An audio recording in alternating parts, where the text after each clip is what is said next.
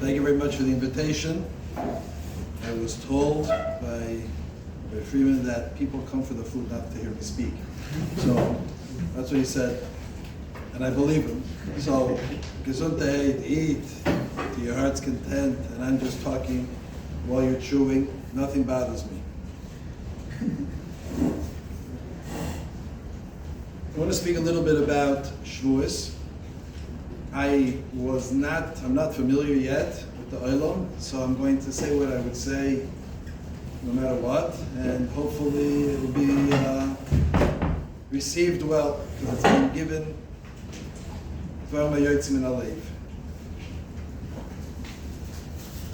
It's very common to hear that it is appropriate for a person to make hachonos, to prepare themselves for Kabbalah Torah. We need to go through a process of Shavuos ha'omer, where we can work on ourselves and be meichin and be prepared to be able to be Mekabel Torah and Chag Zman Matan Torah. But it's not clear what exactly that hachana should look like. What should we be preparing for? How do we prepare? Like, what exactly is the focus of the preparation? Should we learn more, have an extra seder, perhaps do some hours of tzifus, not interrupt ourselves for the Limanat Torah? But the women also have to prepare themselves. And I can't imagine that it means to work on the best cheesecake recipes and different blintzes and what we're going to serve and the milk and the kiddush. So when we talk about hachana, we need to understand what exactly that hachana looks like. And even though we're at the tail end of Shavuos ha'omer, but there's still a little bit of time left, and we can still have the right mindset, the right level of preparation to receive Mekabel Torah, to receive the Torah Nachum again the way it should be in Chag HaShavuos. So I'm going to share with you a thought I heard from Bali Muser. It made a big reshim on me, so I want to explain it, hopefully give it over in the right way. We understand that the seminal moment of Kabbalah Torah took place when Klal Yisrael stood there, Tachti Sahar, Ke'ish Echad, Belev Echad, and said those monumental words that become our motto of life, Na'aseh v'nishma. Na'aseh v'nishma was such an expression of Kabbalah that even the Beirei Olam was in awe. As Chazal say, Mi gila levonei rosh shemalachi ashor es mishtamshim b'ei. This is the secret of Malachi Ashor, is Na'aseh v'nishma. Giborei koyach oiseh devorei, lishmoya b'kol devorei. So there's a tremendous expression of recognizing Klal Yisrael being boicher, willingly, wantingly to accept the Torah with the words Na'aseh v'nishma, understanding that that means that they're mekabel on themselves whatever it is the Beirei Olam wants, even before they know what's written. Unbelievable. And that was an act of pure bechira, necessary for Klal Yisrael to be boicher, to choose to be mekabel Torah. It is essential that an act that brings about Kiddush Shamayim, Gilui, Kvod Shamayim in the world happens through our bechira, through our choice. But then something very difficult to understand takes place. Right after we go through that process of Kabbalah, Merotzai, a bechira on our part, HaKadosh Baruch Hu is Kofa Aleim Ahar Kigigis. He takes the mountain and he puts it over our heads, and he says to Klal Yisrael to be Mekabel Torah, and if not, Shantei Kurasa. Which means, to some degree, that this Kabbalah happened under duress. It happened forcibly against our will. So mitzad echad, On the one hand, we have this side of Bechira, that's the fundamental concept in our Kabbalah Torah. But then all of a sudden, that Bechira becomes completely irrelevant as the Kadosh Baruch Hu puts the mountain over our heads and tells us that we must be Mekabel Torah or else. And the Maharal describes and explains, and I'm of course oversimplifying, that the yesod of that Kaf Alei Mahar Kegigis is for us to understand that it's bechlal not dependent on our Ratzain and our Bechira. It doesn't require us to constantly be a boicher, a chooser of Torah, or have Ratzain of our own for Torah. But that the Kabbalah Torah is something that's muchrach, that must be. And the world can't exist without it. We can't exist without it. And that hechrich makes it so that, to the extent that almost as if the Nasa v'Nishma becomes an irrelevant moment at that point. The hechrich of Torah takes over.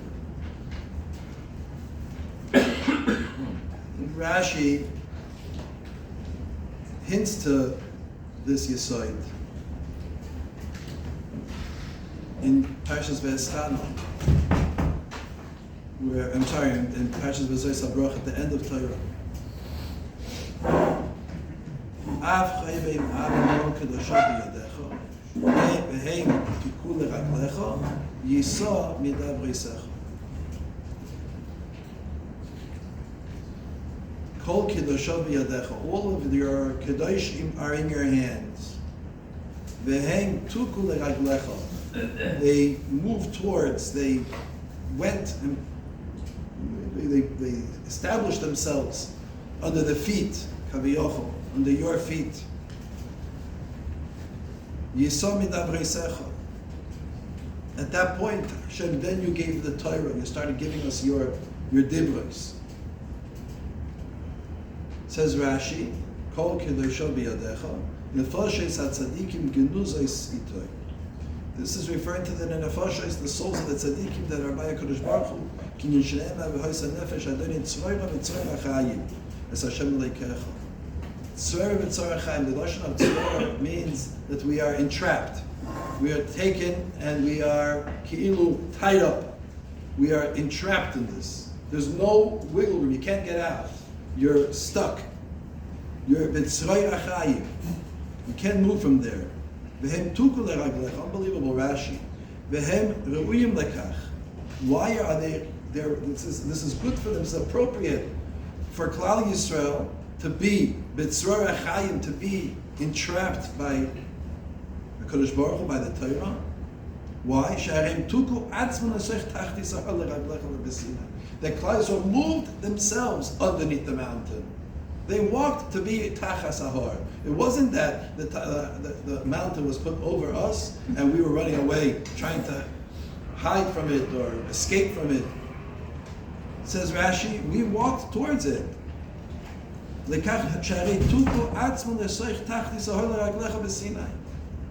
walked underneath the Har. We made ourselves fall into that place where we want to be under the Hechrich, be forced, be understood that it was necessary for this not to be an exercise in Ratzon and Bechira, but rather to be an exercise in understanding that our achrayus is to give ourselves over in Gansen to the Ratzon Hashem. Put ourselves underneath his tzivui. In other words, this was a choice to give up our choice. The choice, the willingness to put ourselves in Gansen entirely, Tachas the Ratzon Hashem. If you think about it, it's really unbelievable. Kadosh Baruch Hu gives over the Seres HaDibros to Klal Yisrael, the first tzivui that the Jewish people will hear as an Am together directly from Beirei Olam. And what happens? Anochi Hashem Elokecha. Immediately, all of Klal Yisrael dies. That's counterintuitive. You're giving a tzivui, you're giving a command. You need the people that are receiving the command to be alive so that they can be mekayim it. If they're dead, there's nobody to be mekayim the mitzvah. It's goes keneged the seichel to think that the first tzivui that Klal Yisrael should hear from HaKadosh Baruch Hu should result in what? Everybody should die. All of Klal Yisrael's dead. Nobody to be mekayim the tzivui. Until there's Tal Shel Tchiyah that comes down, the Tal of Torah that revives everybody, and again at Nachamot a second time, the same thing. They hear a tzivui and they all die. What's the pshat? Lo yamesim yahalamuka. V'chai chovshi. The dead person, a meis chovshi, a meis is chovshi. A dead person is chovshi from mitzvahs. He's exempt from everything. He doesn't have a chiyuv. They can't do anything. So to have Klal Yisrael all them die, it doesn't make sense. Why would they make the process of Kabbalah Torah happen al yedei all of Klal Yisrael dying in that process? In the tzivuyim that they hear, they should all just die. So the Bali Musa explained that from here we see that the Yesoid, the main focus of Klal Yisrael b'shas Matan Torah was to give up entirely in their own ratzon, their own chiyus. That now their entire existence and their entire ratzon is to be mekayim ratzon Hashem, nothing of my own. In other words, Mesirus Nefesh is not an expression of self-sacrifice that happens in specific moments of time that are challenging, and therefore we want to show our willingness to do what's necessary, so we're Moshe Nefesh for it. That's how most people utilize the term. That's why so often it's translated as sacrifice, even though it's not that at all. Sacrifice has a negative connotation associated with it. You're giving up something of yourself, ki'ilu, that you want to do. Mesirus Nefesh means that you're giving yourself totally entitled to the Bnei Yodam. There's no sacrifice in that. There's no sense of loss in that.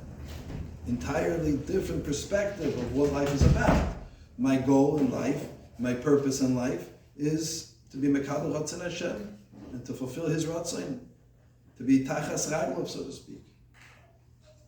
There's no chiyus in my own Ratzon. That's the only thing I have is Ratzon Hashem. So death is an act that ki'ilu ourselves, our whole identity, our entire chiyus is taken out. We don't have it anymore. Our existence, whatever was me, whatever was my ratzon, whatever was my desire, my wants, my aspirations, is gone. Now what I have in place of that is the central nekuda, the merkaz, the not the merkaz of daf yomi, but the merkaz of life itself.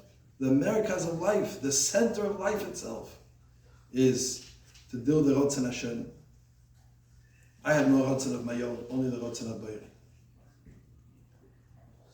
I saw I heard brought from one of the Talmidim of the Vilna Gaon, that he said in a very simple way, really there's only one mitzvah for us to be Mekayim. Only one mitzvah for us to be Mekayim in this world. And that mitzvah is to do Ratzon Hashem. That's it.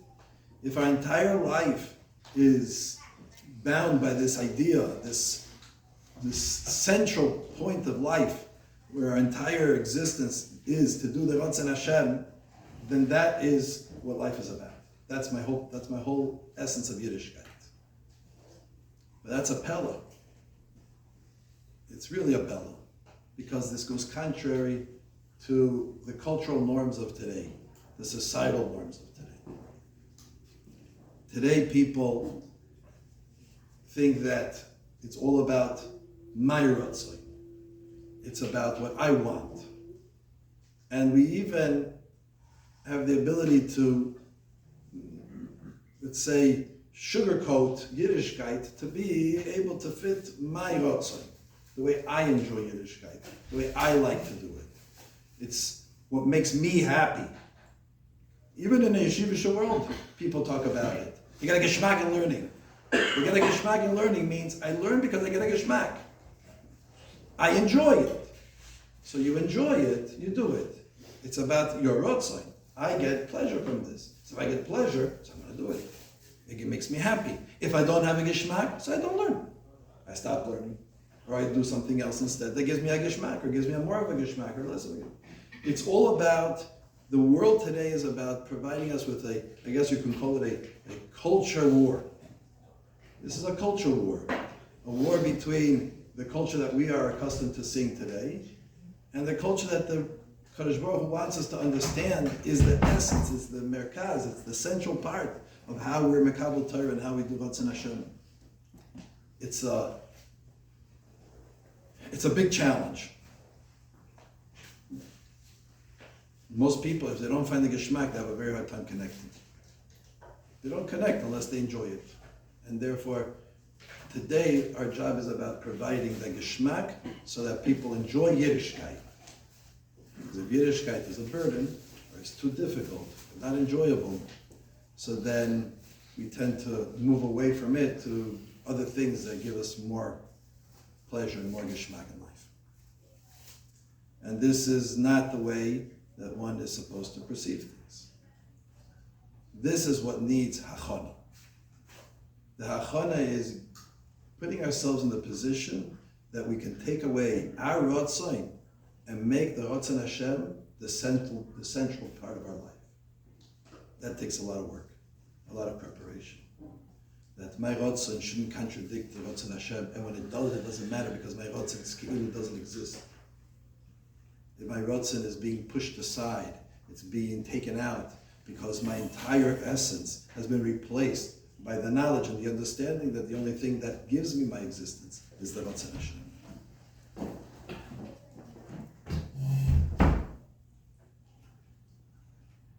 There's a famous rush in the Mishnah and Peah that we say every morning in Berchas Torah, where we enumerate the mitzvahs that have Adam Eichel Pereiseim B'Elam Hazeh Ve'Akeren Kayem Esloy Lo'Elam Haba. Kibul Aveim, Kibul Chasodim, goes on, Achnasas Orchim, Likor Chaylim, Achnasas Kabel, Lebayas HaMeis, Aval Shalom Elam Lechaveiroi, V'Nish Le'Ishtoi.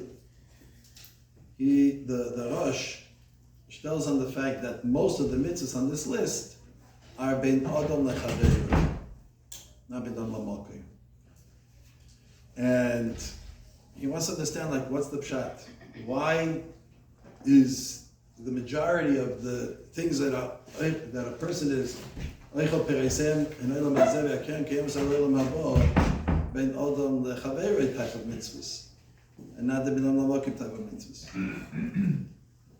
And the Rosh says what can potentially be perceived as a chidush, that HaKadosh Baruch Hu wants to show us that it's more odif. HaKadosh Baruch Hu prefers that we focus our attention and our avodah in Bein Adam Lechaveiroi even more than in Bein Adam Lamokim. Chidush nifla, I think. The way but maybe not such a chidush. Because Bein Adam Lechaveiroi is also Bein Adam Lamokim. But here, the Rosh, the way I've seen it explained, is telling us something that is very much in line with what we're discussing. It's about understanding and recognizing the essence of what our Ratzon is. HaKadosh Baruch Hu prefers, to some degree, Chafetz Yosef is the Lashon of the Rosh. He wants more. That we focus on B'nai L'Chaveiroi over B'nai L'Mokai. Because it helps us understand the importance of putting other people's needs above our own. The Ratzon of others above our own Ratzon. Most people, I would say like this, they have a friend. I'm sure everybody has friends. Some people have very good friends. Most friendships are based on common denominators. Things that you both enjoy. So you can have a friendship based on many different things. You can have a friendship based on the common love for golf. He's your golf buddy. You both love golf, and when you talk about golf, you enjoy golf, you go golfing together. It's gewaldig. Some people love basketball. Their whole conversation is in Gansen about sports. They talk basketball, and their best friend, their conversation immediately goes towards that. Some people love to talk about food. You know, they're foodies. They go out, they take pictures of their food. They go send it out to the hotel to see what they just ate. And it's meridic, and they feel bad eating it because the picture's so pretty and the food's so nice. If I eat it, it's going to ruin it. So they make sure that they get pictures in all the stages of it. And they have all these different things. And people have friendships based on this. They have a lot of common denominators, a lot of common things that keep people together, which is perfectly fine. People can have very good chaverim like that. But a relationship that is meant to get closer, let's say the relationship in marriage, or parents and children, you can't say that the reason why we're married is because we have a lot in common. There's a lot of common denominators. You know, we both like, bungee jumping. We both like, those are not usually successful marriages because you can't build that type of a relationship that is meant to be an everlasting bond, an unbreakable bond, simply because of common denominators.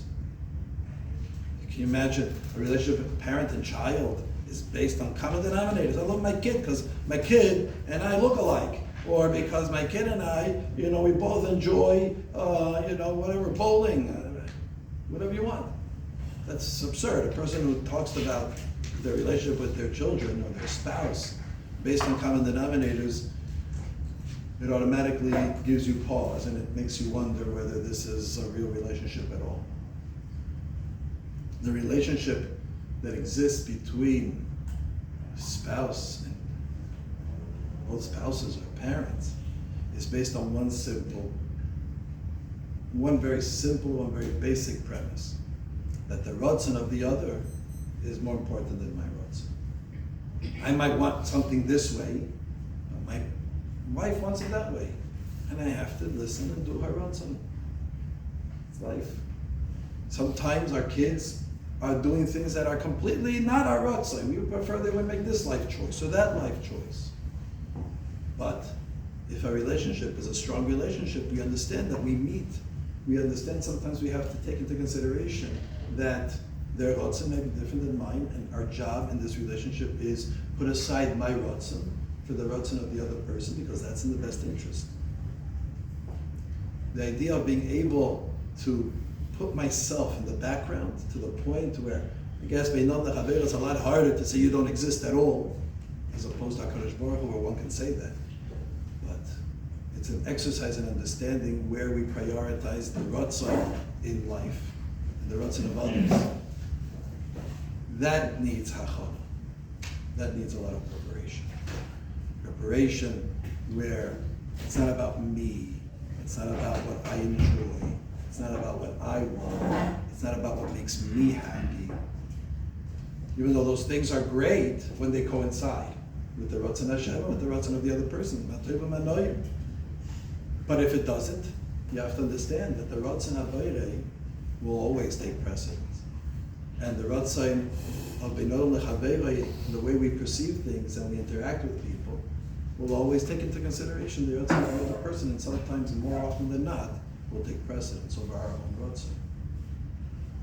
Kabbalas HaTorah is about giving up our ratzon.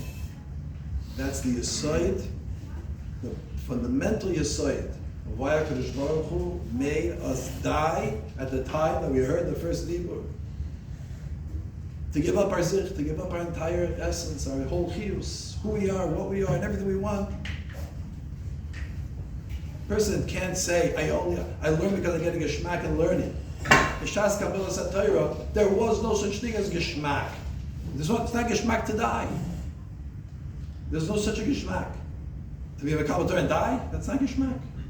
That's the opposite of Mishmak. There's no pleasure in that. But that's how we were Mekabel Torah. Kofalim HaKigigas, that's how we were Mekabel Torah. Our willingness to walk underneath the mountain, that's how we were Mekabel Torah. Our entire perspective of our Avodas Hashem and our ability to stand before Him, and once again say Nasa V'Nishma, is to understand that it's not about what we want. It's not I'm saying Nasa V'Nishma, I'm being Mekabel Torah again. I am being Mekabel Torah. I love this. I love God. I love Torah. I love His mitzvahs. I just love Him. Right? I'm crazy about God. He's the best. He's so good to me. It's very nice. It's good to feel that, notice, but that's not what Yiddishkeit is based on. Sometimes davening is boring, sometimes davening is long, sometimes davening is not so exciting. We don't always have an orchestra at davening, and we don't always have to jump around the bima. It happens, people enjoy that, but that davening is Ratzon Hashem. It's not about that. Torah learning is not about the food, no matter how enjoyable it is. It's about learning Hashem's Torah. It's about the Ratzon Hashem. Ultimately, that's what it boils down to. And that requires an extraordinary amount of preparation on our part. And sometimes now with 3 days left, 4 days, might seem like a bit of a daunting task. No. Get started and you'll see it'll happen on its own very quickly. I hope I didn't overstay my time frame. And I hope I didn't make anybody feel uncomfortable, but I shared my thoughts. I wish you all a wonderful Yontiv. And enjoy, have an Aliyah with a heart like this, and a Rosh Kailal, and a Rosh Meistus, and this and that. The place is booming. I should have been Pesach before that started right away and say, this was